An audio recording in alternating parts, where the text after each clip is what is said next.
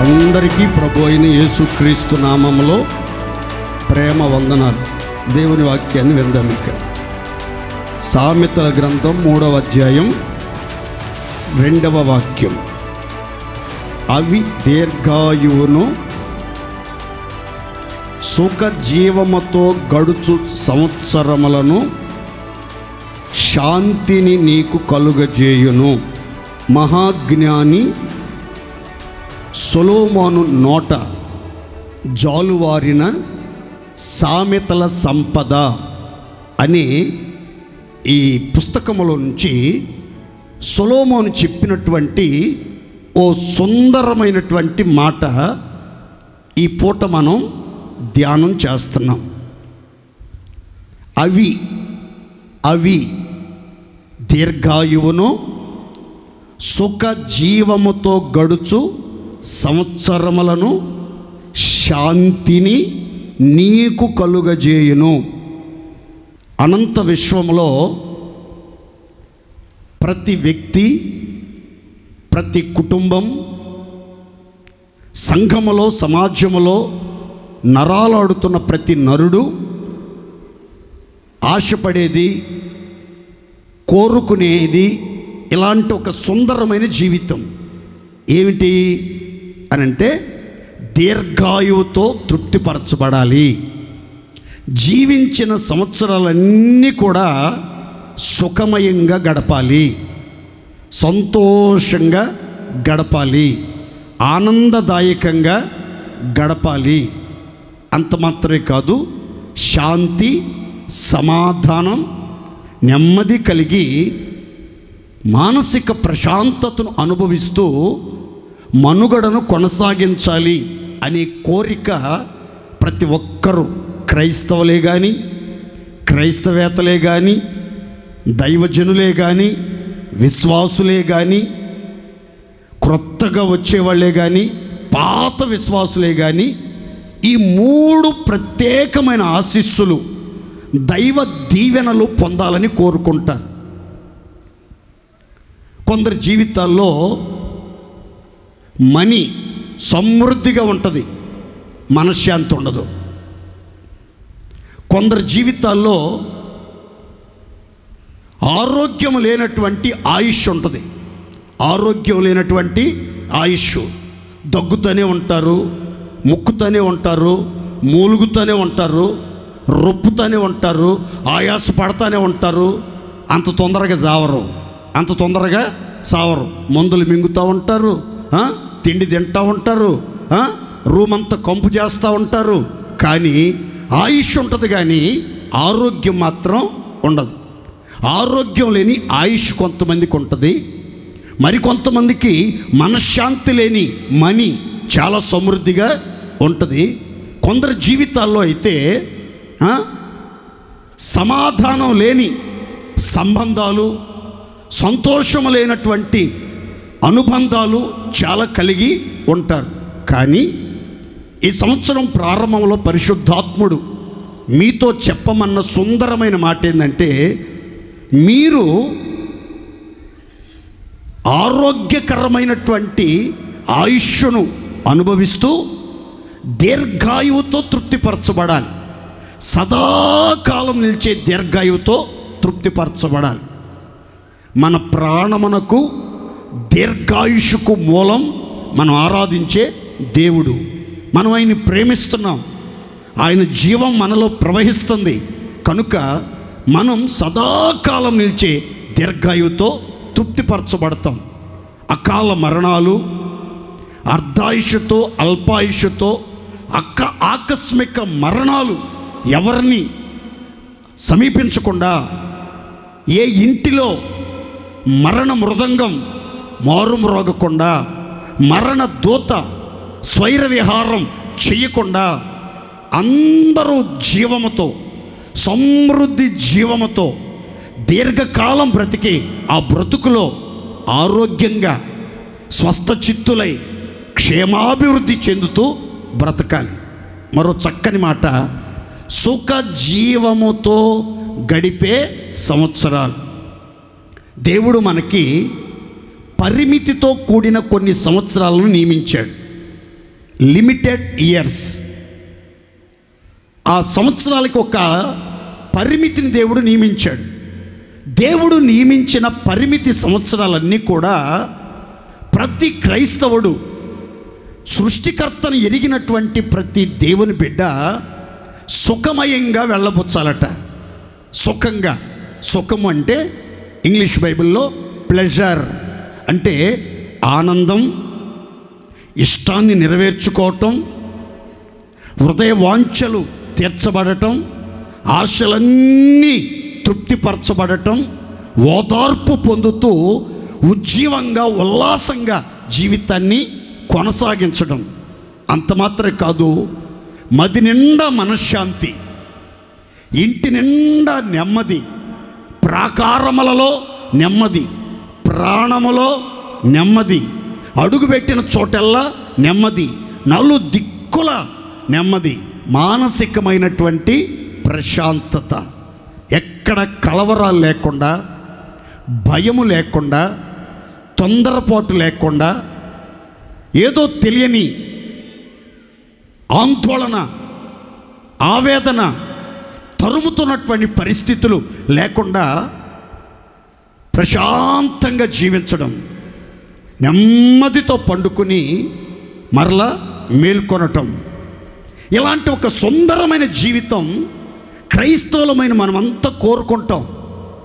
దీర్ఘాయువు, సుఖజీవంతో గడిచే సంవత్సరాలు, ఈ శాంతి సమాధానం, ఇంతకు మించి ఇంకా ఏం కావాలండి? చాలామంది జీవితాల్లో ఇళ్ళు వాకిళ్ళు ఉంటాయి, వస్తు వాహనాలు ఉంటాయి, కాసులుంటాయి, కనకం ఉంటుంది, కారులుంటాయి, అవసరాలన్నీ తీర్చబడతాయి, ఇంటి నిండా పిల్లలు ఉంటారు, అన్నీ అందుబాటులో ఉంటాయి. కానీ ఆరోగ్యం ఉండదు, సుఖం ఉండదు, శాంతి సమాధానం ఉండదు. దేశంలోనే ఆస్తి బహుగా విస్తరించినటువంటి ఒక అపర కుబేరుడు, భక్తిపరుడు, ప్రార్థనాపరుడు, న్యాయ మార్గములో యథార్థంగా నడిపించబడుతున్నటువంటి ఒక వ్యక్తి ఈ రీతిగా వాపోయాడు, కన్నీటితో విలపించాడు. ఏమనో తెలుసా? నా బ్రతుకులో నాకు నెమ్మది లేదు, సుఖం లేదు, విశ్రాంతి లేదు. 10 మంది పిల్లలకు నేను జన్మనిచ్చాను, పని వాళ్ళు ఉన్నారు, 3 స్నేహితులు ఉన్నారు, దేశవ్యాప్తంగా ఆస్తులు విస్తరించాయి, ఎంతోమందికి ఆలోచనకర్తగా ఉన్నాను, దేవుని రహస్యం నా గుడారం మీద తేజరిల్లుతా ఉంది. ఎంత ఉన్నత స్థితిగతుల్లో ఊరేగుతున్న నా జీవితంలో భార్య ఉన్నా, 10 మంది పిల్లలున్నా, విస్తారమైన ధన సంపదలున్నా, చేతి పని దీవించబడుతున్నా, నేను చేయనదంతా సఫలమవుతున్నా, అయ్యో నా బ్రతుకులో నాకు నెమ్మది లేదు, సుఖం లేదు, విశ్రాంతి లేదు అని ఏడ్చి ఏడ్చి ప్రలాపించినట్లుగా బైబిల్లో మనం గమనిస్తాం. మరొక ఆమె అంటది, బలము ఉడిగిపోయిన తరువాత నాకు సుఖము కలుగుతుందా? సుఖం అంటే కంఫర్ట్ ఆర్ ప్లెజర్. నాకు ఆదరణ అనేది కలుగుతుందా? సుఖము అనేది కలుగుతుందా? సంతోషం అనేది కలుగుతుందా? నా ఇష్టాలు, కోరికలు నెరవేర్చబడతాయా? నా నోటి నిండా నవ్వు కలుగుతుందా? నా దుఃఖానికి ప్రతిగా సంతోషం అనుగ్రహించబడుతుందా? నా వృద్ధాప్యములో నాకు నా ప్రాణాన్ని ఓదార్చేవాడు, మాకు అండగా నిలిచేవాడు మా గర్భములో జన్మిస్తాడా? ఇది సాధ్యమా? ఇది సాధ్యమా? బలమంతా ఉడిగిపోయింది, శరీరమంతా మృతతుల్యమైపోతుంది, వృద్ధాప్య ఛాయలు సుస్పష్టంగా కనబడుతున్నాయి. ఈ పరిస్థితుల మధ్యలో, ఇలాంటి ప్రతికూల వాతావరణంలో కష్టమే కానీ నాకు సుఖం కలుగుతుందా? దుఃఖమే కానీ నాకు సంతోషం కలుగుతుందా? ఆవేదనే కానీ నాకు ఆదరణ కలుగుతుందా అని జీవమునకు తల్లి రాజకుమారి అని పిలువబడినటువంటి శారమ్మ వాపోయినట్లుగా, ఏడ్చినట్లుగా మనం బైబిల్లో చూస్తాం. ఈ ఆరాధనలో అడుగుపెట్టిన మీలో కూడా ఇదే పరిస్థితి. నేను ఎంతో కాలంగా ఆరోగ్యం కోసం ప్రయత్నాలు చేస్తున్నాను. నేను పాటించని ఆరోగ్య సూత్రాలు లేవు. ఎన్ని జాగ్రత్తలు తీసుకుంటానో తిండి విషయంలో, నిద్ర విషయంలో, మెంటల్గా కొంచెం డిప్రెషన్లోకి వెళ్ళకుండా, యాంగ్జైటీకి లోను కాకుండా నా మనసును కంట్రోల్ చేసుకుంటున్నాను. ఆవేశపడి ఆరోగ్యాన్ని పాడు చేసుకోకుండా అన్ని విషయాల్లో నేను నిదానంగా ఉంటాను, ప్రయత్నం చేస్తున్నాను. అయినా ఎందుకు నాకు ఆరోగ్యం కలగట్లేదు? నా దేహం రోగాలు పుట్టగా మారిపోతుంది. ఒకదాని వెంబడొకటి రోగాలు. కిడ్నీ ఇన్ఫెక్షన్ ఒక పక్క, బీపీ రేజ్ అయిపోతుంది మరొక ప్రక్క, షుగర్ డౌన్ అయిపోతుంది మరొక ప్రక్క, హార్మోన్స్ అన్బ్యాలెన్స్ అయిపోతున్నాయి మరొక ప్రక్క. నా జీవితంలో దీర్ఘాయువుతో నేను తృప్తిపరచబడినా, 100 మంది పిల్లలకి, 10 మంది పిల్లలకి నేను జన్మనిచ్చిన, ఎంత ఆస్తిని సంపాదించి మూటగట్టుకుని ఐశ్వర్యవంతుడిని అనే ఒక బిరుదు పొందిన సుఖానుభవాన్ని ఎరగకుండా నేను జీవిస్తున్నానే. నా బ్రతుకు పడిపోయిన పిండం గతి కంటే దౌర్భాగ్యంగా మారిపోతుంది. ఈ బ్రతుకు బ్రతికే కంటే చావటం మేలని చాలాసార్లు మీకు ఇలాంటి ఆలోచనలు మిమ్మల్ని తట్టి లేపుతూ ఉంటాయి. ప్రియమైన దేవుని బిడ్డలారా, కొన్నిసార్లు అన్నీ ఉన్నా, అందరూ ఉన్నా విశ్రాంతి ఉండదు, సమాధానం ఉండదు, సుఖ సంతోషాలు దూరమైపోతూ ఉంటాయి. కానీ ఇక్కడ సొలొమోను చెప్తున్నాడు, అవి. అందరు చెప్పండి ఒకసారి గట్టిగా. ఈరోజు టైటిల్ అదే, అవి. ఏంటది? ఏవి ఒక క్రైస్తవుడి జీవితంలో, ఒక ఆత్మీయుని జీవితంలో, ఒక పరిశుద్ధుని జీవితంలో దీర్ఘాయువును, సుఖ జీవముతో గడిపే సంవత్సరాలను, శాంతి సమాధానాలను కలుగజేస్తాయి. ఈ పూట ఒకే ఒక్క మాట నేను మీతో చెప్తాను. ఈ 3 మాటలు ఒక్కచోట రాయబడ్డాయి గనుక ఏవి ఒక క్రైస్తవుడికి దీర్ఘాయువును ప్రసాదిస్తాయి, ఏవి సుఖ జీవముతో గడిపే సంవత్సరాలను బహుమతిగా అందిస్తాయి, ఏవి పూర్ణ శాంతిని కలుగజేస్తాయి అనే మాట ఓ చోట రాయబడింది. నాకు భలే నచ్చింది, మీకు కూడా నచ్చుతుంది. చూడండి, ఏబు గ్రంథం 21, 23 నుండి 25 వాక్యాలు చదువుతున్నారు. చూడండి. ఒకడు తన కడవలలో పాలు నిండి ఉండగను, తన ఎముకలలో మూలుగా బలిసి ఉండగను, సంపూర్ణమైనటువంటి సౌఖ్యమును నెమ్మదియును కలిగి నిండు ఆయుష్యముతో మృతి నొందును. వేరొకడు ఎన్నడను క్షేమమను దానిని, సుఖమను దానిని, సమాధానమను దానిని, సంతోషమను దానిని ఎరుగక మనోదుఃఖము గలవాడై మృతి నొందును. తలల పైకే చూస్తారా? ఒకడు కడవలలో పాలు నిండి ఉండగా, తన కడవలలో పాలు నిండి ఉండగా, తన ఎముకలలో మూలుగా బలిసి ఉండగా, సంపూర్ణమైన సుఖము సౌఖ్యము కలిగి ఉంటాడట. నెమ్మదిగా అంటే శాంతి సమాధానం అనుభవిస్తాడట. మూడవదిగా నిండు ఆయుష్యము అంటే దీర్ఘాయువుతో తృప్తిపరచబడతాడు. మీ జీవితంలో దీర్ఘాయువు కావాలి, నెమ్మది కావాలి, సంపూర్ణ సౌఖ్యం కావాలి, నిండు ఆయుష్యముతో మీ జీవితాన్ని గడపాలి సంతోషకరంగా అని మీరు కోరుకుంటే మీరు చేయాల్సింది ఒక్కటే, గుర్తుపెట్టుకోండి. మీ కడవల నిండుగా పాలు ఉండునుగాక. సంతోషం చెప్పండి గట్టిగా హల్లెలూయా. కడవ అంటే హృదయము లేదా మనస్సు. హృదయము లేదా మనస్సు. హృదయం నిండా పాలు నిండి ఉండాలి. పాలు అంటే బైబిల్ చెప్తుంది నిర్మలమైన వాక్యము అనే పాలు. నిర్మలమైన వాక్యము అనే పాలు. కల్తీ లేని పాలు, కల్మషము లేనటువంటి పాలు, స్వచ్ఛమైనటువంటి ప్యూర్ మిల్క్ మన హృదయం నిండా నిండి ఉండాలి. జీవవాక్యం, బలపరిచే వాక్యం, నీతి వాక్యం మన హృదయం నిండా ఉండాలి.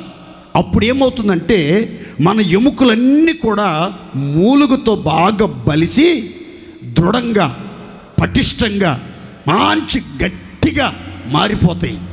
అందుకని వైద్యులు చెప్తారు, మీ బోన్స్ గట్టిగా ఉండాలంటే, మీ ఎముకలు దృఢంగా ఉండాలంటే, ఐరన్ లాగా ఉక్కు బలం కలిగి ఉండాలంటే మీరు కాల్షియం లోపం లేకుండా ఉండాలి.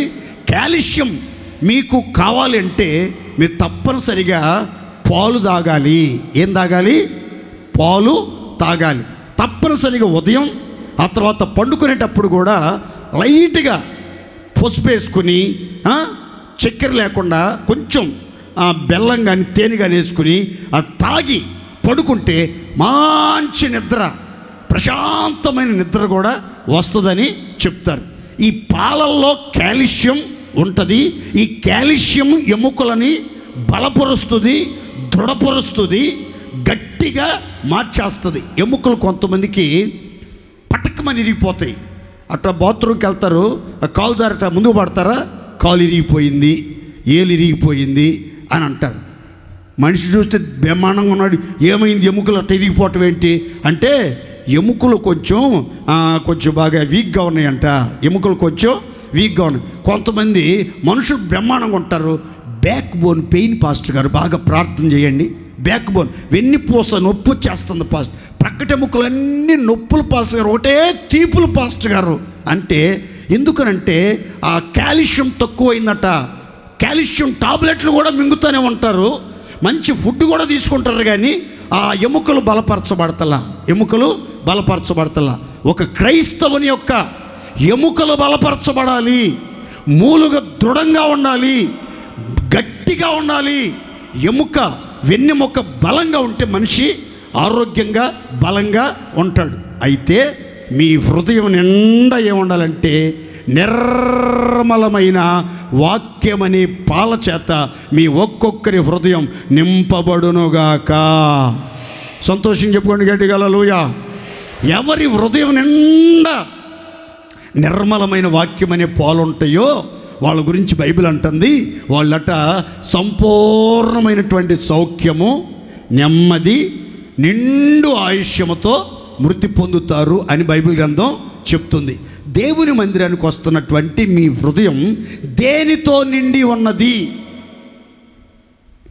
పాలతోనా, లేకపోతే చెత్త చెదారం, అసూయ, ద్వేషం, పగలు, ప్రతీకారాలు, కక్ష, కార్పణ్యాలు, ఈర్ష్య, ద్వేషాలతో మీ హృదయం నిండిపోతుందా?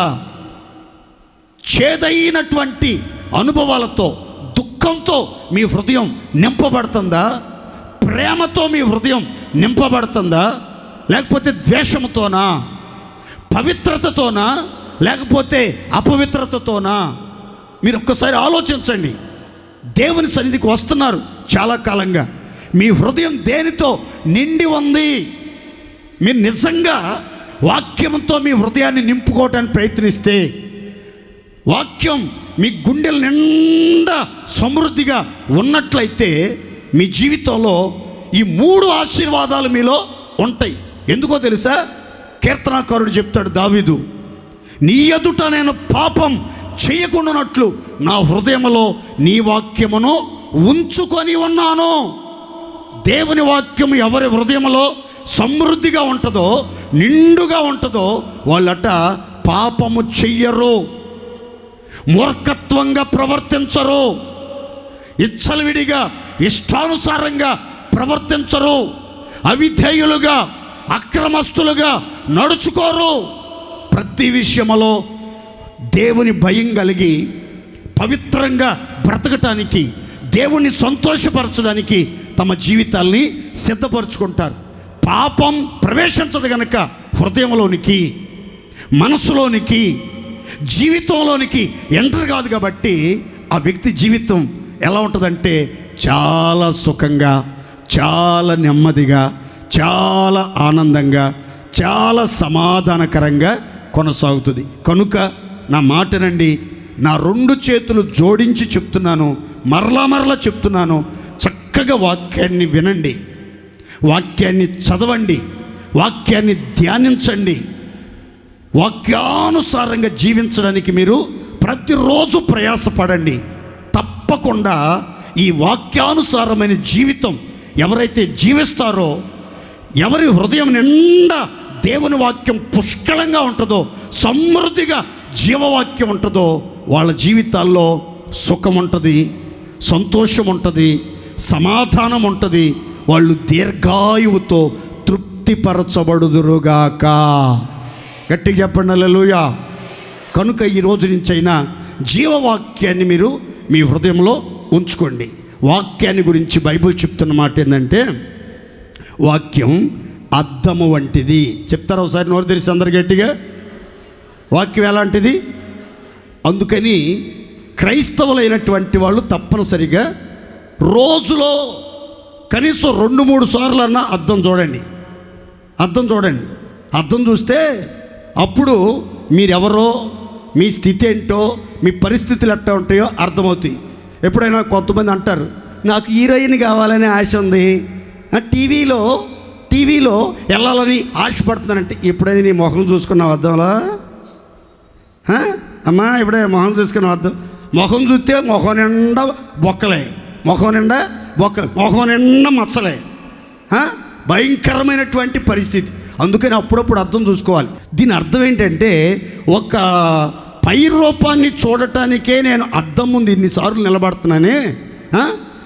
అదే ఆత్మీయ జీవితం, ఆత్మీయ స్థితిగతులు ఎలా ఉన్నాయో పరిశీలించుకోవటానికి, పరీక్షించుకోవటానికి మనం వాక్యమనే అద్దం ఎదుట ఎన్నిసార్లు నిలబడుతున్నాం? వాక్యం దిద్దుతుంది, కొన్నిసార్లు వంగబెట్టి గుద్దుతుంది. కాబట్టి వాక్యానికి మనం అప్పగించుకోవాలి. అది నిర్మలమైన వాక్యం, కలిపి చెరిపెడి వాక్యం కాదు. కొంతమంది హితబోధన సహించరు, ఆరోగ్యకరమైన ఉపదేశాలను ఆలకించరు, ఆ వాక్యానుసారంగా జీవించడానికి సిద్ధపడరు. ఏ కాడకి దురద చెవులు కలిగి స్వకీయమైన దురాశల చొప్పున నడుచుకోవటానికి అనుకూలమైన బోధలు చేసే బోధకుల్ని వెంబడిస్తూ ఉంటారు. నా మాటనండి ప్రియమైన దేవుని బిడ్డలారా, దేవుని వాక్యం మనకి ఆరోగ్యకరమైన వాక్యం. మనలో ఆరోగ్యాన్ని కలిగిస్తుంది, మనల్ని సరిచేస్తుంది, మనల్ని నూతనపరుస్తుంది, మన సన్మార్గాల్లో నడిపిస్తుంది.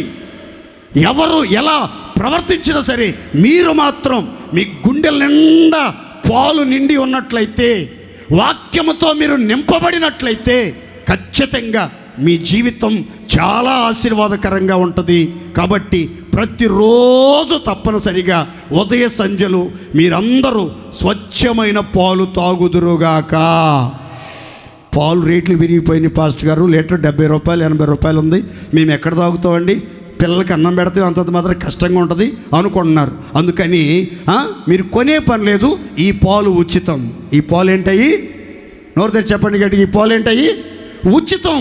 కాబట్టి ఉచితంగా దొరికే పాలు, చాలా శ్రేష్టమైనటువంటి ఆ బలాన్ని చేకూర్చే పాలు, నీ అంతరంగాన్ని బలపరిచే పాలుని మీరు ఉదయ సంధ్యలు పుచ్చుకోవాలి. మీ హృదయం నిండేదాకా, నీ మనస్సు నిండేదాకా, నీకు ఒక తృప్తి కలిగేదాకా వాక్యంతో మీ హృదయాన్ని నింపుకుంటే ఎక్కడ లేని సుఖం, ఎక్కడ లేని ఆదరణ, ఎక్కడ లేని ఉల్లాసం, ఎక్కడ లేని సమాధానం, ఎక్కడ లేని ఆనందం వచ్చింది.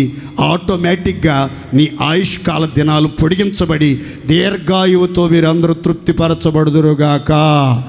2024 సంవత్సరం అంతా భీమవరం హోసన్న మందిర విశ్వాసులకు దేవుడు దీర్ఘాయువును సుఖ జీవముతో గడిచే సంవత్సరములను శాంతిని కలుగజేయునుగాక.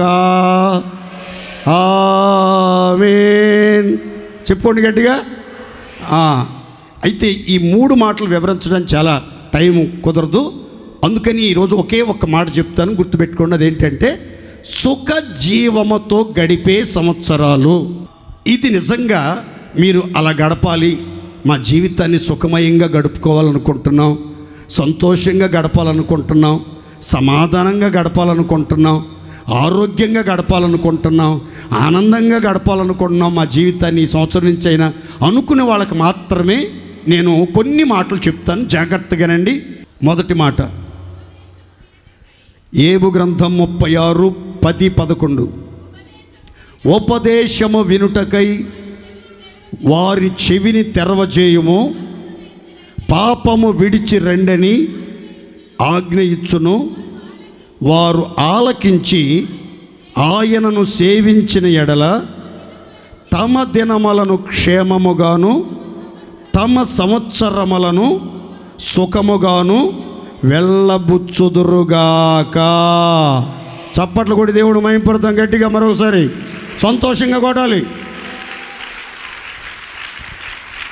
ఇక్కడ రాయబడిన చక్కని మాట చెప్తాను చూడండి. ఉపదేశము వినుటకై చెవిని తెరవజేయుము, పాపము విడిచి రెండని ఆజ్ఞ ఇచ్చును. చూడండి, దేవుడట తాను ఏర్పరచుకున్న భక్తులకి, ఆ భక్తులు తమ జీవిత దినములన్నిటినీ క్షేమముగా, ఆరోగ్యంగా, ఆనందంగా, సుఖమయంగా వెళ్ళబుచ్చేదానికట తన భక్తులైన వారందరి కోసం ఉపదేశాన్ని సిద్ధపరిచి ఆ ఉపదేశం వినేటట్లుగా మన చెవులను తెరవజేస్తాడట. చెవుల్ని తెరవజేస్తాడు. చెవులను తెరవజేసి మన చెవులలో దేవుని ఉపదేశాన్ని నాటుతాడు. దేవుని ఉపదేశాన్ని నాటుతాడు. ఎంతమంది ఆత్మ చెప్పుచున్న సంగతులను చెవి కలిగి వింటున్నారో, ఆలకిస్తున్నారో వాళ్ళ జీవితం చాలా సుందరంగా మలచబడుతుంది. పాపము విడిచి రండి అని ఆగ్రహిస్తున్నాడు తెరవబడిన చెవులు కలిగిన వాళ్ళతో. మీ జీవితంలో ఏదైనా పాపం ఉంటే, దేవునికి అసహ్యమైన పాపం, దేవునికి విరోధమైనటువంటి పాపం, దేవుణ్ణి దుఃఖపెట్టే పాపం, దేవుణ్ణి ఆయాసపరిచే పాపం మీలో ఏదైనా ఉంటే, ఏదైనా పాపం మిమ్మల్ని ఏలుబడి చేస్తూ ఉంటే, ఈరోజు ప్రభు మీతో మాట్లాడుతున్నాడు. పాపాన్ని విడిచిపెట్టండి. ఆలకించి ఈ మాటలను, పాపాన్ని విడిచిపెట్టి నిర్మలమైనటువంటి మనస్సాక్షితో నిత్యము ఎవరైతే దేవుణ్ణి సేవిస్తారో వారి దినములన్నీ క్షేమంగా, వారి సంవత్సరాలన్నీ సుఖమయంగా వెళ్ళబుచ్చుదురుగాక. గట్టిగా చెప్పండి హల్లెలూయా. దేవుని పిల్లలలో కూడా పాపాలు ఉంటాయా? పరిశుద్ధులు కూడా పాపాలు చేస్తారా? బాప్తిసం తీసుకున్న వాళ్ళు కూడా పాపం చేస్తారా? మందిరానికి వచ్చేవాళ్ళు కూడా పాపం చేస్తారా అంటే చేస్తారని బైబిల్ చెప్తుంది. ఏంటి ఆ పాపం అంటే చాలా ఉన్నాయి, కానీ ఒక మాట చెప్తాను చూడండి. భక్తుడైనటువంటి దావీదు అంటున్నాడు, దురభిమాన పాపములలో పడకుండా నీ సేవకుడనైన నన్ను ఆపుము, వాటిని నన్ను ఏలనీయకుము. జాగ్రత్తగా వినాలి. దురభిమాన పాపములలో పడిపోకుండా నీ సేవకుడనైన నన్ను ఆపు, అడ్డగించు. ఏ పాపం నన్ను ఏలుబడి చేయకూడదు అని చెప్తున్నాడు. చూడండి, దేవుని బిడ్డల్లో, పరిశుద్ధుల్లో, విశ్వాసుల్లో అభిమానం అనేది ఉండాలి. హోసన్న మినిస్ట్రీ పట్ల అభిమానం ఉండాలి. యేసుదాస్ పాస్టర్ పట్ల అభిమానం ఉండాలి. సంఘ పెద్దల పట్ల అభిమానం ఉండాలి. వాలంటీర్ల పట్ల అభిమానం ఉండాలి. తోటి విశ్వాసి పట్ల అభిమానం ఉండాలి, కానీ దురభిమానం ఉండకూడదు. ఏ అభిమానం ఉండకూడదు? ఏ అభిమానం? అభిమానము ఇంటూ దురభిమానం. దుర అంటే చెడ్డ, చెడ్డ అభిమానం ఉండకూడదు. మంచి అభిమానం, అభినందన చేయటం, ప్రశంసించడం మంచిదే, పొగడటం, ఘనపరచడం మంచిదే. కానీ దుర్బుద్ధి మనసులో పెట్టుకుని, దురాలోచన మనసులో పెట్టుకుని, చెడ్డ ఆలోచనలను హృదయంలో ఉంచుకుని మనం ఎదుటి వాళ్ళని పొగడటం, ఎదుటి వాళ్ళని ముఖస్తుతి చేయటం, ఎదుటి వాళ్ళను ఘనపరచడం, ఇచ్చకపు మాటలతో ఎదుటి వాళ్ళని లోబర్చుకోవడానికి ప్రయత్నం చేయటం చాలా ప్రమాదకరమైనటువంటి విషయం. కనుక దేవుని నమ్ముకున్న బిడ్డల్లో ఎవరిలో దురభిమాన పాపం ఉండకూడదు. దేవుని స్తోత్రం చెప్పండి గట్టిగా, చెప్పాలి గట్టిగా. ఏ పాపం ఉండకూడదు? దురభిమాన పాపం ఉండకూడదు. మందిరానికి వస్తుంది ఆ సిస్టర్ మందిరానికి వస్తుంది. పాస్టర్ గారిని ఎట్లా లైన్లో పెట్టాలి, పాస్టర్ గారి అభిష్టాలు ఏంటి, పాస్టర్ గారి కోరికలు ఏంటి, పాస్టర్ గారు ఏది చేస్తే బాగా ఇష్టపడతాడు అంటే ఎప్పుడు తెల్లబట్టలు కట్టుకుని మోకాళ్ళ మీద ఉండి ఆత్మలో నింపబడి భాషలు మాట్లాడుతూ ఉంటే, చక్కగా ముందొచ్చి పరిచర్య చేస్తుంటే పాస్టర్ గారికి ఇష్టమని తెలుసుకుంటారా? ఇక వెంటనే తెల్లబట్టలో దిగేస్తారు. అందరికంటే ముందొచ్చి మోకాళ్ళ మీద ఉంటాం మొదలు పెడతా ఉంటారు. ఇక వాక్యం చెప్పేటప్పుడు కానీ ఏదైనా పాట పాడేటప్పుడు కానీ అటు ఇటు కూడా చూడరు, అట్టాగే గుడ్లప్పగిచ్చి కన్ను కూడా ఆర్పకుండా చూస్తూ ఉంటారు. ఏం పోయే కాలం వచ్చింది, వీళ్ళకి ఎట చూస్తున్నారు అని అంటే, అందరు కాదండి, కొంతమంది గురించి చెప్తున్నా జాగ్రత్తగానండి. అందరు కాదు, కొందరి జీవితాల్లో దురభిమానం గుండెల నిండా పేరుకుపోయి అదో దురాలోచనతో అలాగే చూస్తూ ఉంటారు, గుట్టకలు మింగుతూ ఉంటారు, జొల్లు గోర్చుకుంటూ ఉంటారు, ఏదో చెప్పాలని ఆరాటపడి ప్రయత్నాలు చేస్తూ ఉంటారు. ఏం చెప్తున్నారో వాళ్ళకి అర్థమయ్యే సాగుదు, వాళ్ళకి అర్థం కాదు. నా మాటనండి, దేవుని పిల్లల్లో దురభిమానం అనేది ఉండకూడదు. చెప్పండి గట్టిగా, ఏముండకూడదు? దురభిమానం అనేది ఉండకూడదు. ప్రభు చెప్తున్నాడు ఈరోజు, పాపము విడిచిపెట్టు. ఇది సలహా కాదు, బతిలాట్ల. అమ్మ ప్లీజ్ అమ్మా, పాపం విడిచిపెట్టమ్మా, అమ్మ ప్లీజ్ అమ్మా, టీవీ చూడబాకమ్మా, కంటి చూపు పోద్దమ్మా, ప్లీజ్ అమ్మా, అట్లా బూతులు మాట్లాడు కాదు. కమాండ్, ఆర్డర్, ఆజ్ఞ తప్పనిసరిగా చేయాలి. దురభిమాన పాపం ఎవరిలో ఉన్నా సరే అది మిమ్మల్ని దేవునికి దూరం చేస్తుంది, సహవాసానికి దూరం చేస్తుంది, సేవకులకి దూరం చేస్తుంది, పరలోక రాజ్యానికి దూరం చేస్తుంది. కనుక ఎవరి మీద ఎట్టి పరిస్థితుల్లో దురభిమానం పెంచుకోవద్దు. దేవుని స్తోత్ర, గట్టిగా చెప్పండి హల్లెలూయా. ఇప్పుడు వాక్యాన్ని ప్రేమించే ఆత్మీయులు నాకు చాలామంది అభిమానులు ఉన్నారు, కానీ ఎవరు బయటపడరు. ఎందుకంటే నా సంగతి తెలుసు. నన్ను ఎవరైతే అభిమానిస్తారో, నన్ను ఎవరైతే ఎక్కువగా ప్రేమిస్తారో వాళ్ళనే నేను ఎక్కువగా హెచ్చరిస్తా.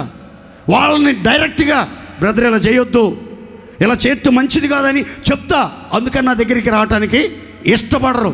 అలా అని చెప్పి నా మీద అభిమానం లేదంటే అభిమానం ఉంటుంది, కానీ దురభిమానం ఎవరి మీద పెంచుకోకూడదు. దేవుని స్తోత్రం చెప్పండి గట్టిగా. పలానా పాస్టర్ గారు ప్రార్థన చేస్తే నా కొడుకు పుట్టాడు, నా కూతురు పుట్టింది, మేము ఆశీర్వదించబడ్డాము, మా రోగాలు బాగైనవి, అందుకని ఆయన అంటే మాకు వల్లమాలిన ప్రేమ. ఈ ప్రేమ ఉందనుకో, నువ్వు నరకానికి పోతావు దేవుడి దేవల్ల. ఆశీర్వదించబడతాం తర్వాత సంగతి, కానీ నరకానికి మాత్రం రిజర్వేషన్ అవుతుంది. అందుకని మన జీవితంలో ఎవరి మీద అధికమైనటువంటి ప్రేమలు, అభిమానాలు పెంచుకోకూడదు. అది యథార్థమైన అభిమానం అయి ఉండాలి, యథార్థంగా గణపరచాలి. దేవుని స్తోత్రం చెప్పండి గట్టిగా. కొంతమందికి ఈ పొగడ్తలంటే భలే ఇష్టం. ఈ వీక్నెస్ గుర్తుపట్టేస్తారు విశ్వాసులు. వీక్నెస్ గుర్తుపట్టి, అన్నా అసలు అప్పుడు నువ్వు బేబోరులో ఆ ఊరికి వచ్చి వాక్యం చెప్పావు చూడన్నా, అసలు ఏంటన్నా అట్లా చెప్పావా, అసలు ఆ జోక్ ఏంటన్నా, అసలు నువ్వు ఆరాధన చేస్తుంటే అన్నా ఒళ్ళంతా పులకరించేసిందన్నా, బైక్ మీద వస్తా కూడా బైక్ కూడా గుంటలోకి బానిచ్చేసానన్న, ఆ వాక్యం ధ్యానిస్తా. ముందు బురద గుంటలో పడ్డానన్నా, ఈ కుడి చెయ్యి జారిందన్న కిందకే. ఈ కుడి చెయ్యి మరి వీడు పొగుడుతున్నాడో తిడుతున్నాడో అర్థమై సావదు మనకి. వీడు పొగుడుతున్నాడో తిడుతున్నాడో అర్థం కాదు. నా మాటనండి, అభిమానం ఉండాలి కానీ దురభిమాన పాపం విడిచిపెట్టమని దేవుడు ఆజ్ఞయిస్తున్నాడు. దేవుని స్తోత్ర. ఎవరైతే ఆలకించి పాపాన్ని విడిచిపెట్టి పవిత్రపరుచుకుంటారో, దేవుణ్ణి నిత్యము సేవిస్తారో, ఆత్మలో తీవ్రత కలిగి సేవిస్తారో, ఆసక్తితో సేవిస్తారో, ఆత్మతో మనసుతో సేవిస్తారో, నిండు మనసుతో ఆయన్ని సేవిస్తారో, కుటుంబ సపరివార సమేతంగా ప్రభువుని మాత్రమే సేవించి, ఆయన మాత్రమే వెంబడించి, ఆయన కోసం మాత్రమే బ్రతుకటానికి తీర్మానం చేసుకుంటారో వాళ్ళ గురించి దేవుడు మాట్లాడుతున్నాడు. వాళ్ళు తమ దినములన్నీ క్షేమముగాను తమ సంవత్సరములన్నీ సుఖమయముగా వెళ్ళబుచ్చుదురుగాక.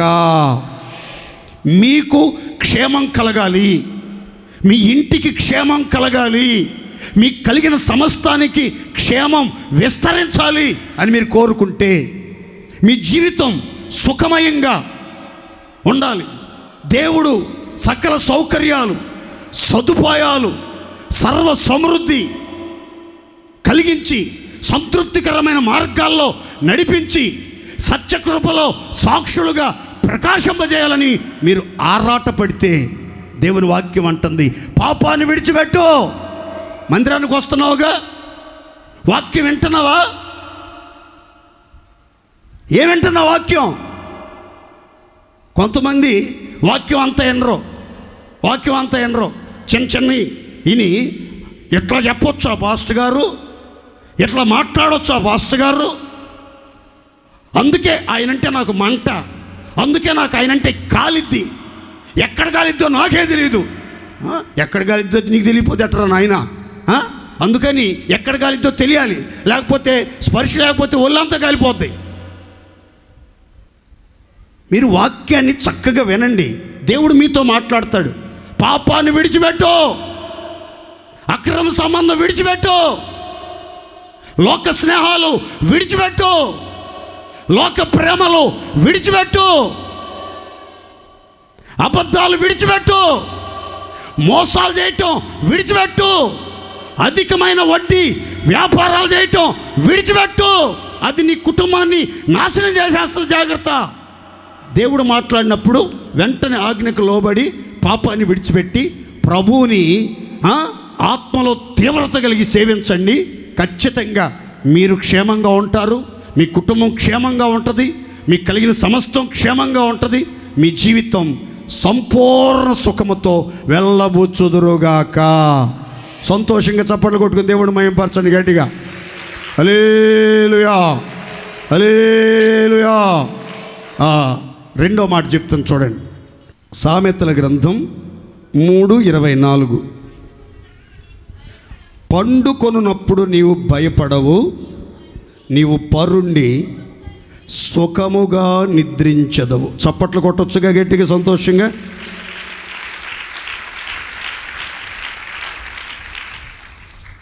పండుకొనున్నప్పుడు నీవు భయపడవు, నీవు పరుండి సుఖముగా నిద్రించదవు. కొంతమంది పండుకుంటే భయాలు స్టార్ట్ అవుతాయి, ఏవో కలలో విచిత్రమైన వింత దృశ్యాలు కనబడుతూ ఉంటాయి, పీడ కలలు వచ్చేస్తూ ఉంటాయి, కలలో కలవరింపులు స్టార్ట్ అయిపోతాయి, ఉలిక్కిపళ్ళు వేస్తారు, ఒళ్ళంతా చెమట్లు గచ్చ గచ్చ గచ్చ గచ్చ గచ్చ గచ్చ గచ్చ గచ్చ వణికిపోతూ ఉంటారు, బీపీ రేజ్ అయిపోతూ ఉంటుంది. మరి ఏం కనబడిందో తెలియదు, మర్చిపోతారు. కళ్ళ నుంచి మేల్కోగానే కళ్ళ మర్చిపోతారు, కానీ దాని ఎఫెక్ట్ ఉంటుంది చూడండి, అది మాత్రం అట్టాగుండి భయంతో గడగడ గడగడ గడగడ గడగడ గడగడ వణికిపోతూ ఉంటారు. ఏమైందంటే పండుకున్నప్పుడు ఏవో దృశ్యాలు వీళ్ళకి కనబడ్డాయి, వీళ్ళు ఆ భయంలో నుంచి బయటికి రాలేకపోతున్నారు. కానీ దేవుని వాక్యం అంటుంది, నువ్వు పండుకున్నప్పుడు నువ్వు భయపడవు, నువ్వు పరుణ్ణి సుఖముగా నిద్రపోతావు. దేవుని స్తోత్రం చెప్పండి గట్టిగా, అందరు సంతోషం చెప్పండి గట్టిగా. మీరు గుండె మీద చేసుకుని చెప్పండి, మీరు పండుకున్నప్పుడు ఎంతమంది సుఖంగా ప్రశాంతంగా నెమ్మదితో పండుకొని ఉదయాన ప్రశాంతంగా నిద్ర మేల్కొంటున్నారో కొంచెం ఒక్కలైనా గుండె మీద చేయని చెప్పండి. నేను పండుకున్నానంటే పాస్టర్ గారు ఎంత ప్రశాంతంగా నిద్రపోతానో, ఎంత ధైర్యంగా నిద్రపోతానో, ఎంత సంతోషంగా నిద్రపోతానో, మళ్ళీ ఉదయాన చక్కగా లేస్తాను. కొంతమంది సరిగ్గా నిద్రపోరు కదా, పొద్దున్నే చూడండి వాళ్ళ ముఖాలన్నీ పీకిపోయి సొట్టబొగ్గలో లొట్టకళ్ళు పడి వికారంగా విచిత్రంగా చూస్తూ ఉంటారు. కొంతమందికి కళ్ళ కింద బ్లాక్ షేడ్స్ వస్తూ ఉంటాయి. మీరు చూడండి, కొంతమంది కళ్ళ కింద బ్లాక్ షేడ్, మనిషి చూస్తేనేమో చక్కగా ఎర్రగా తెల్లగా బుర్రగా బాగుంటుంది, కళ్ళ కింద సారలు నల్లగా ఉంటాయి. ఎన్ని ఆయింట్మెంట్లు రాసినా, ఎన్ని మందులు ఆడినా, బ్యూటీ పార్లర్కి వెళ్ళి ముఖాన్ని చేపలు తోమిచ్చినా సరే ఆ సారలు బావు. ఎందుకో తెలుసా? నిద్రపోయి సావరు వీళ్ళు, నిద్రపోయి సావరు. ఆ కంప్యూటర్ దగ్గర కూర్చొని ఆ మొబైల్ పట్టుకుని చేతిలో దుప్పటి కప్పుకొని ఫుల్లుగా ఆ దుప్పట్లోని చాటింగ్ చేస్తా, ఆ దుప్పట్లోని చూడగొని దృశ్యాలు చూస్తా టయానికి నిద్రపోరు. 1 గంట 2, 3, ఒక్కొక్కసారి 4 అయినా నిద్రపోరు. 4ంటికి పడుకుని 11 గంటలకు లేస్తారు. ఉదయం ఎన్ని గంటలు లేస్తారు?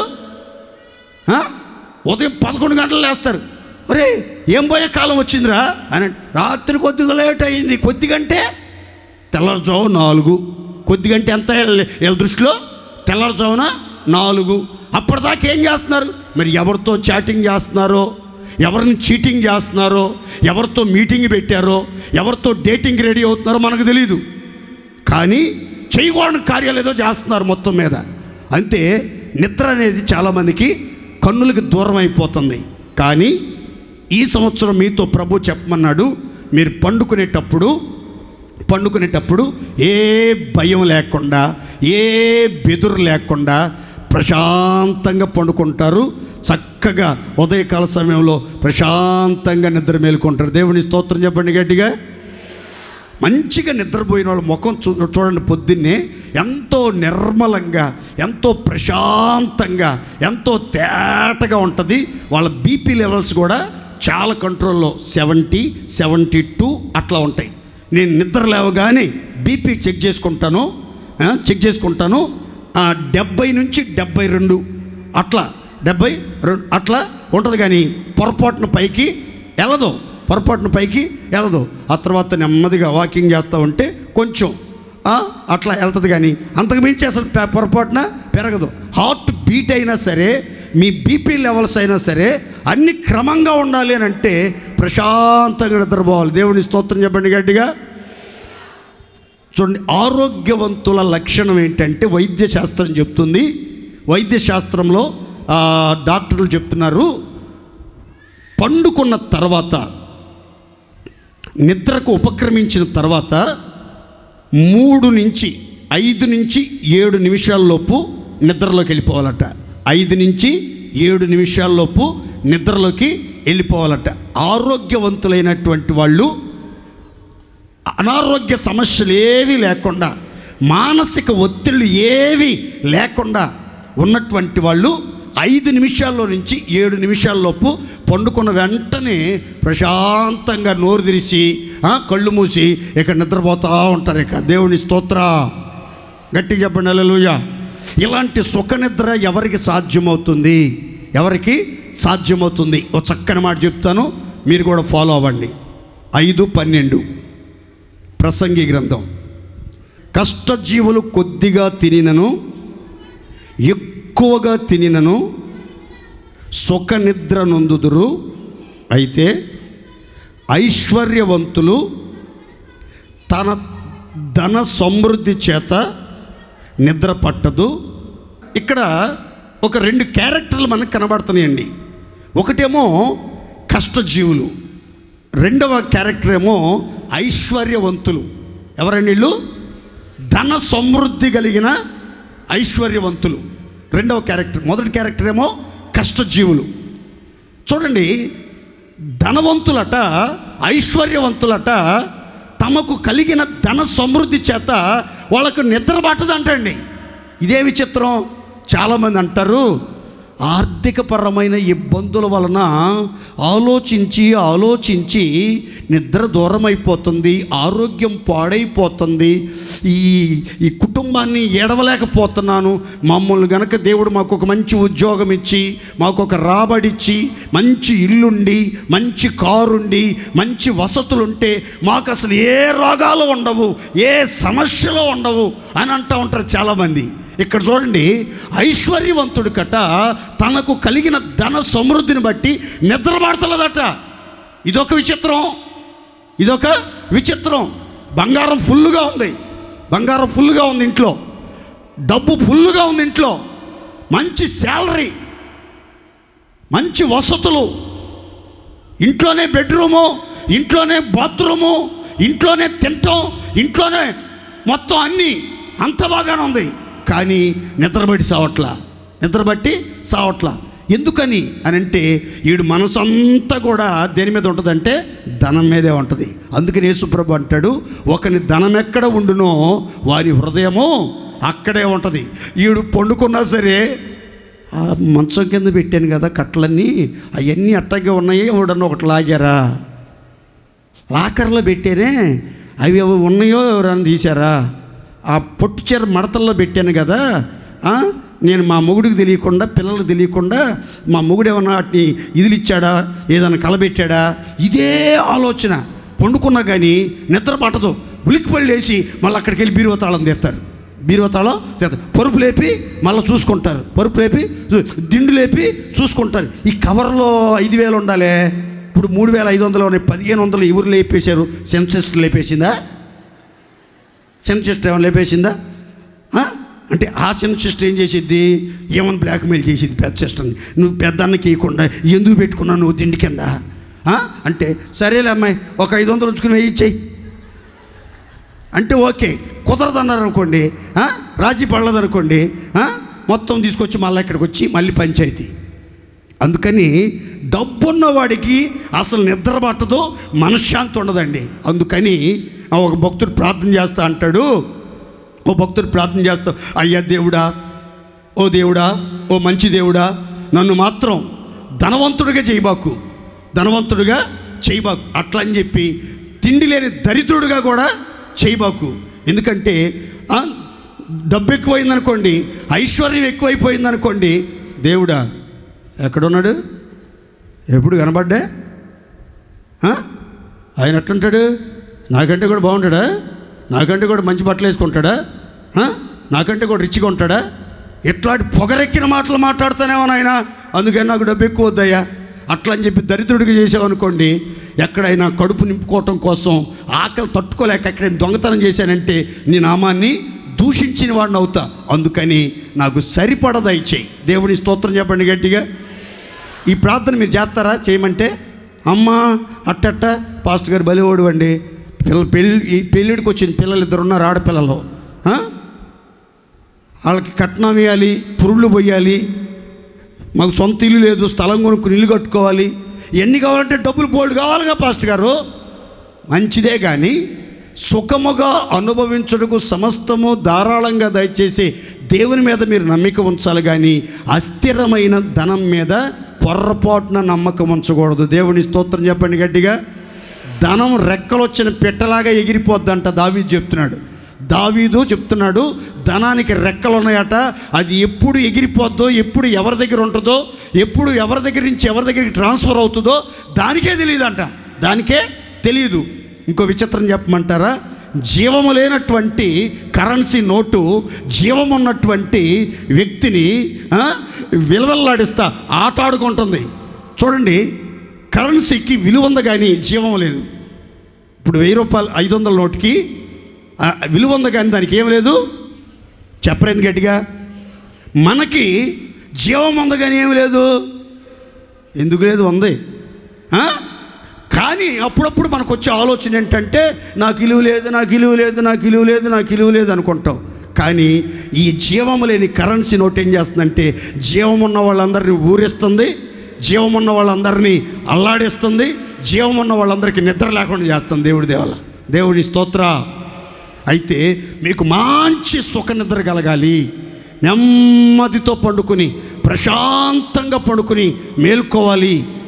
బయట ఎన్ని యుద్ధాలు జరగని, ఎంతమంది శత్రువులు దండెత్తి వచ్చి మీ చుట్టూ మోహరించని, ఎన్ని ప్రతికూల వాతావరణాలు మిమ్మల్ని ఆవరించినా సరే మీరు ప్రశాంతంగా యెహోవా నాకు ఆధారము, నేను పండుకొని నిద్రపోయి మేల్కొందును అని మీరు చెప్పాలి అని అంటే బైబిల్ చెప్తున్న మాట ఏంటంటే, కష్టజీవులు కొద్దిగా తిన్నా, కడుపు నిండా తిన్నా, బిర్యానీ తిన్నా, ఆకుకూరలు తిన్నా, రసం తిన్నా, గంజి తాగినా, కడుపు నిండా తిన్నా, కొంచెం వెళ్తి పెట్టుకుని తిన్నా సరే వాళ్ళు పడుకున్న తర్వాత సుఖంగా పడుకుంటారంట. కష్టపడి ఉన్నారు కాబట్టి.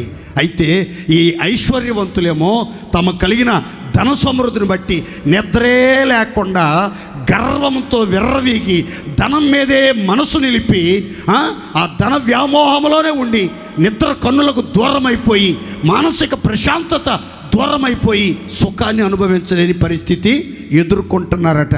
కనుక మీరందరికీ సుఖమైన నిద్ర కావాలి, నెమ్మదితో పండుకుని పొద్దున్నే ఫ్రెష్గా రీఫ్రెష్గా లేవాలి అని మీరు కోరుకుంటే మీరంతా కష్టజీవులుగా మారాలి. దేవుని స్తోత్రం చెప్పండి గట్టిగా, సంతోషం చెప్పండి గట్టిగా. ఈ మాట కొత్త నిబంధనలో సరికొత్త శైలిలో రాశాడు దైవజనుడు పేతురు. 4:1 పేతురు రాసిన మొదటి పత్రిక 4:1 చూడండి ఒకసారి. క్రీస్తు శరీరమందు శ్రమపడెను గనుక మీరును అట్టి మనసును ఆయుధముగా ధరించుకొనుడి.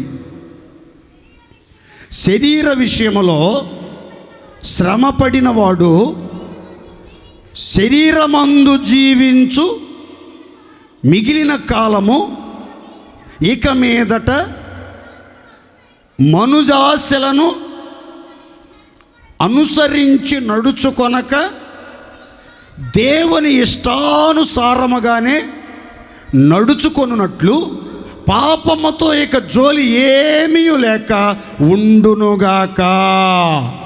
అబ్బా, నాకు భలే నచ్చిన మాట అండి ఇది బైబిల్లో. ఇక్కడ పేతురు రాస్తున్నాడు చక్కని మాట. క్రీస్తు శరీరమందు శ్రమపడ్డాడు, శ్రమలు అనుభవించాడు, కొరడాలతో కొట్టబడ్డాడు, భారమైన శిలోమ్రానును మోసాడు, వస్త్రహీనుడిగా చేయబడ్డాడు, ఆకలి బాధ భరించాడు, వ్యాధిని అనుభవించాడు, నలగగొట్టబడ్డాడు, గాయపరచబడ్డాడు, శిక్ష ఆయన మీద మోపబడింది, అన్యాయపు తీర్పు పొందాడు, వధకు సిద్ధమైన గొర్రె పిల్లలాగా కటికి వాని దగ్గర మౌనంగా ఉన్నట్లు ఆయన మౌనంగా ఉన్నాడు. ఇన్ని బాధలు, ఇన్ని శ్రమలు, ఇన్ని పోరాటాలు, ఇన్ని గాయాలు, ఇన్ని భయంకరమైనటువంటి మాటలు అనుభవిస్తూ కూడా పాపాత్ములు తనకు వ్యతిరేకంగా చేసిన తిరస్కారం అంతా ఓర్చుకుని తన శరీరములో ఆ శ్రమలన్నీ భరించాడట. అందుకని పేతురు అంటాడు, మీరును అట్టి మనస్సును ఆయుధముగా ధరించుకోండి. దేవునికి స్తోత్ర.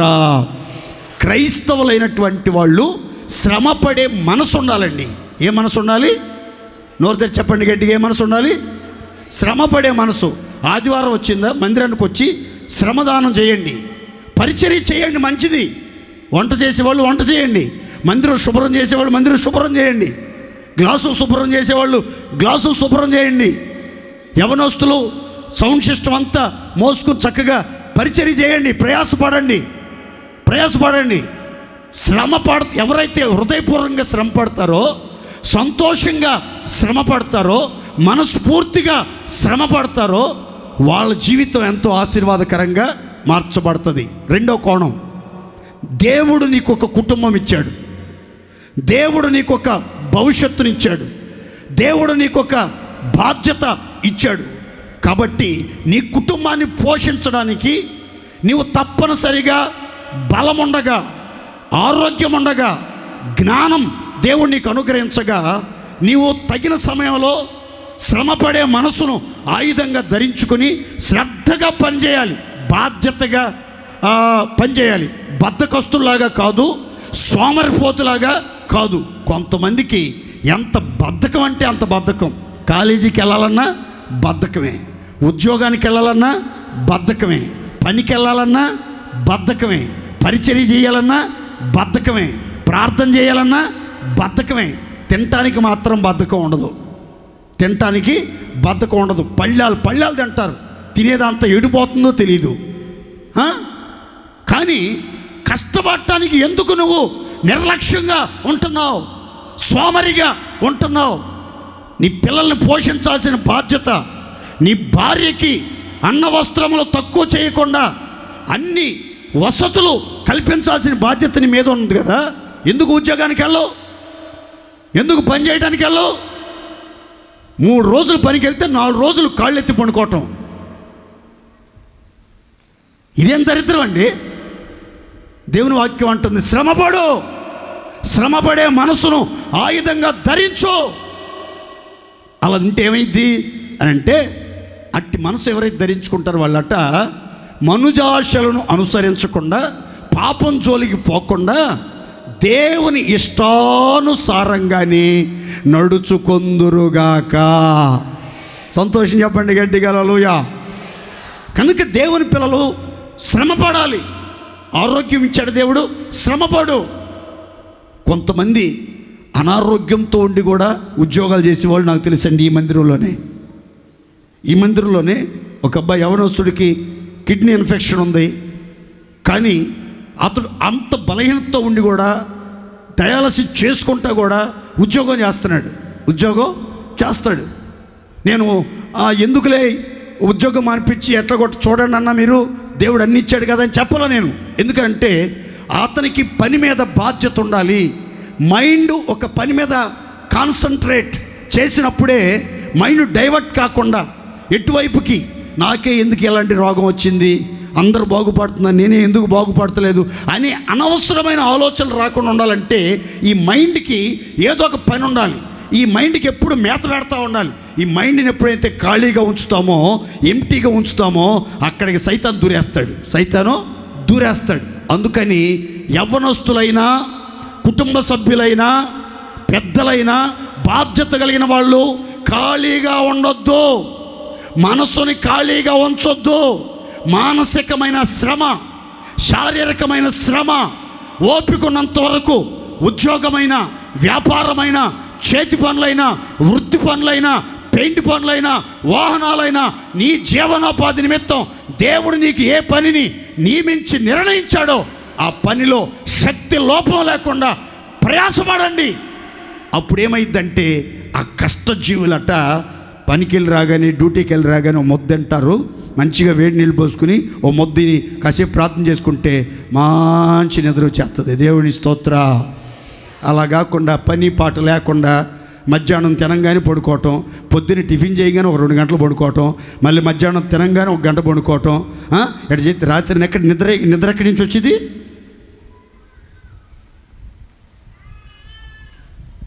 కష్టజీవులు, శ్రమపడే మనసు ఆయుధముగా ధరించుకున్న వాళ్ళు కొద్దిగా తిన్నా, కడుపు నిండా తిన్నా, పంచపక్ష పరిమాణాలు భుజించిన, కారం మెతుకులు తిన్నా, ఏసీ రూములో డబల్ కాట్ మంచం మీద పడుకున్న, కింద సాపేసుకుని పండుకున్న, ప్రశాంతంగా నిద్ర. దేవుని స్తోత్రం చెప్పండి గట్టిగా.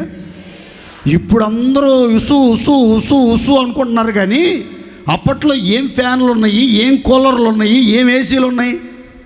ఇప్పుడు ఇంత పెద్ద ఫ్యాన్లు పెట్టినా కొంతమంది ఉసు ఉసు ఉసు ఉసు ఉసు ఉసు అనుకుంటూ ఉంటారు. కొంతమంది ఇంకొక నెల ఆగితే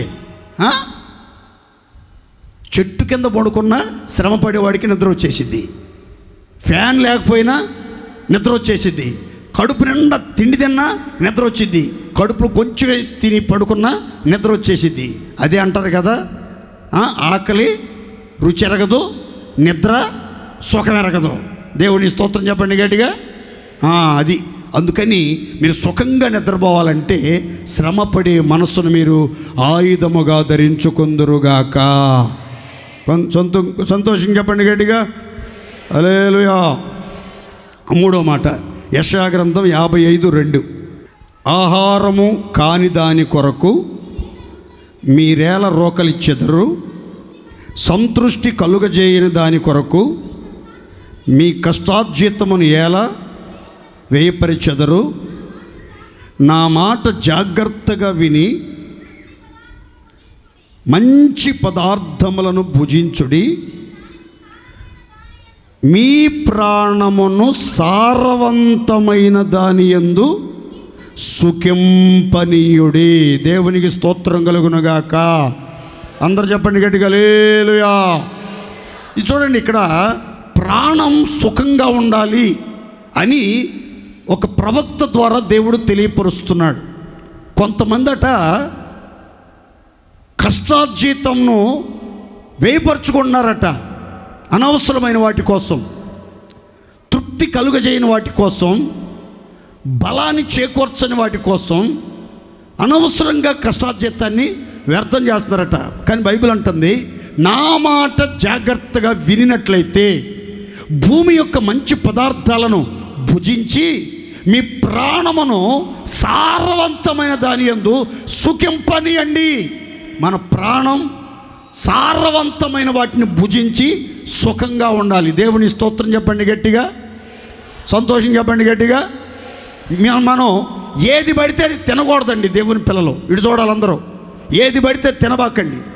మీకు సుఖాన్ని కలుగజేసే ఫుడ్డు, మీకు సంతోషాన్ని కలిగించే ఫుడ్డు, మీకు తృప్తిని కలిగించే ఫుడ్డు, మీకు బలాన్ని చేకూర్చే ఫుడ్ మీరు భుజించాలి. అందుకే బైబిల్ అంటుంది, మీ ప్రాణమును సారవంతమైన దాని యందు సుఖింపనీయండి.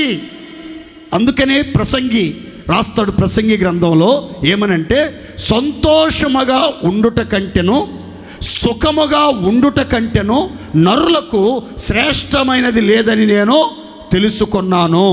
ఇంకో చోట అంటాడు, నరులు తమ చేతుల కష్టార్జితమును బట్టి సుఖముగా బ్రతుకుటయు క్షేమముగా జీవించుటయు దేవుని వలన మాత్రమే కలుగుతుంది. అది అతనికి దేవుడిచ్చే బహుమానమే. దేవుని స్తోత్రం చెప్పండి గట్టిగా. మనం అందరం అండి కష్టపడి ఆ కష్టార్జితం వల్ల వచ్చే ఆ భోజనం చేత మనం సంతోషంగా ఆ భోజనం చేయటం అట దేవుడిచ్చే బహుమానం అట. కనుక దీన్ని మించిన భాగ్యం, దీన్ని మించిన ధన్యత మరొకటి లేదు. కనుక మీరందరూ కూడా ఏది తింటే మీ ప్రాణాలు సుఖంగా ఉంటాయో వాటిని తినండి. చూడండి జాగ్రత్తగా, ఇక్కడ ఆరోగ్యపరంగా కూడా చెప్తాను చూడండి. మీ ప్రాణాలు, మీకు షుగర్ ఉంది, స్వీట్ తింటే మీ ప్రాణానికి హాని కలుగుతుంది, మీ ప్రాణం క్షీణిస్తుంది, మీ ప్రాణం బలహీనపరచబడుతుంది, నీరసం వచ్చి కళ్ళు తిరిగి టపిమని కింద పడిపోతారు. కాబట్టి మీకు అది సారాన్ని కలుగు చేసే పదార్థం కాదు, దాని జోలికి బాబాకండి. దేవుని స్తోత్రం చెప్పండి గట్టిగా. బీపీలు షుగర్లు ఎక్కువ మంది ఫోన్లు చేసి చెప్తున్నారు కనుక మీకు ఒక చిన్న టిప్ చెప్తాను, జాగ్రత్తగానండి. పొద్దున్నే లేవగానే కాకరకాయలు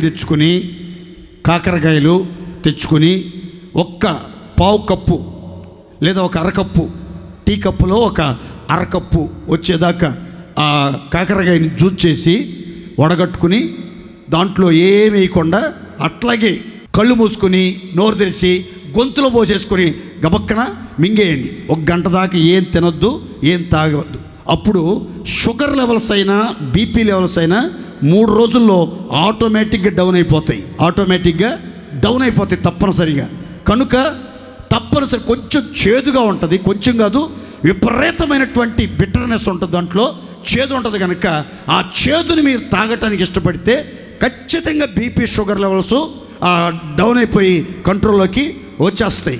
కనుక ఈ చిన్న ఫార్ములా పాటించండి. పాటించి ఇలా చేస్తే తప్పనిసరిగా మీ మీరు రైస్ తినాలి అని అనిపించింది అనుకో, మీరు ఏం చేస్తారంటే ఒక 2 స్పూన్లు రాత్రిపూట మెంతుల్ని నీళ్ళల్లో ఒక 2 కొంచెం చిన్న గ్లాసులో నీళ్ళల్లో 2 స్పూన్లు మెంతులు నానేసి ఆ మెంతుల్ని ఆ నీళ్ళను కూడా మీరు తిని రైస్లో వేసేసుకుంటే ఒక 5% షుగర్ లెవెల్స్ని కంట్రోల్ చేయటానికి పెరగకుండా ఆ మెంతులు ఉపయోగపడతాయి. దేవుని స్తోత్రం చెప్పండి గట్టిగా. మెంతులు కూడా ఎట్లా ఉంటాయి తినడానికి? చేదుగానే ఉంటాయి.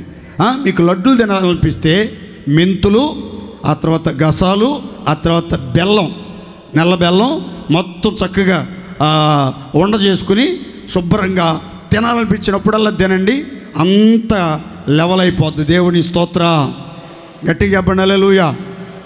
అందుకని ఆ నేతి లడ్లు వాటి మీద ఆ వాసన చూడంగానే, వాటిని చూడంగానే ప్రాణం లాగుతూ ఉంటుంది. ఇంకో విచిత్రం చెప్పమంటారా, షుగర్ ఉన్న వాళ్ళకి స్వీట్లు తినాలని ఎక్కువగా ఆశ, బీపీ ఉన్న వాళ్ళకి బిర్యానీలు తినాలని ఎక్కువ ఆశ. ఇదేంటో మనకు అర్థమై సాగుది, ఈ సూత్రం ఏంటో. ఈ ఎయిడ్స్ ఉన్న వాళ్ళకి శరీర సంబంధమైనటువంటి కోరికలు ఎక్కువగా ఉంటాయట, వైద్యులు చెప్తున్నారు. వాడు శరీర సంబంధమైన కోరికల ద్వారా ఆ రోగాలు తెచ్చుకున్నాడా, వాడికి విపరీతంగా ఉంటాయంట, విపరీతంగా ఉంటాయి. అందుకని అది కంట్రోల్ చేసుకుంటే కొద్దిగా ఆయుష్ పెరిగిద్ది. అలా మీ జీవితాల్లో మీ ప్రాణము దేనిలో సారవంతంగా సుఖిస్తుందో, ఏది మీరు ఏది తింటే మీరు ఆరోగ్యంగా ఉంటారు, ఏది తింటే మీరు సుఖంగా ఉంటారు, ఏది తింటే మీరు సమాధానంగా ఉంటారు, ఏది తింటే మీరు దీర్ఘాయువుతో బ్రతుకుతారు అనేది గుర్తుపెట్టుకుని ఆచితూచి తినండి. ఏది పడితే తినబాకండి, ఎంత పడితే అంత తినబాకండి. కాబట్టి మితంగా తినండి, అన్నీ తినండి, ఎక్సర్సైజులు చేయండి. దేవుడు మీకు సుఖమును, క్షేమమును, దీర్ఘాయువును దయచేయునుగాక. గట్టిగా చెప్పండి హల్లెలూయా. చివరిగా ఒక మాట చదువుకుని ప్రార్థన చేసుకుందాం. తిమోతికి రాసిన మొదటి పత్రిక 2వ అధ్యాయం 1వ వాక్యం. మనము సంపూర్ణ భక్తియు మాన్యతయు కలిగి నెమ్మదిగాను సుఖముగాను బ్రతుకు నిమిత్తము అన్నిటికంటే ముఖ్యముగా మనుషులందరి కోసం, రాజుల కోసం, అధికారుల కోసం విజ్ఞాపనములను, ప్రార్థనలను, యాచనలను, కృతజ్ఞతాస్తుతులను చెయ్యవలనని మిమ్మల్ని హెచ్చరించుచున్నాను.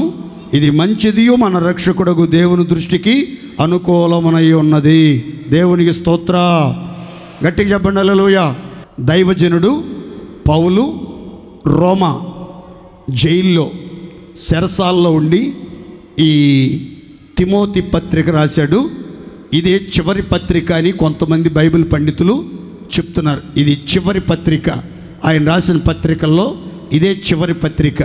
నేను ఇప్పుడే ప్రాణార్పణంగా పొయ్యబడుతున్నాను, మంచి పోరాటం పోరాడాను, నా పరుగును తుదముట్టించాను, విశ్వాసం కాపాడుకున్నాను, నా కోసం దేవుడు నీతి కిరీటం సిద్ధపరిచాడు, ఇలాంటి మాటలన్నీ రాశాడు కనుక ఇది చివరి పత్రిక అని చెప్తున్నారు బైబిల్ పండితులు.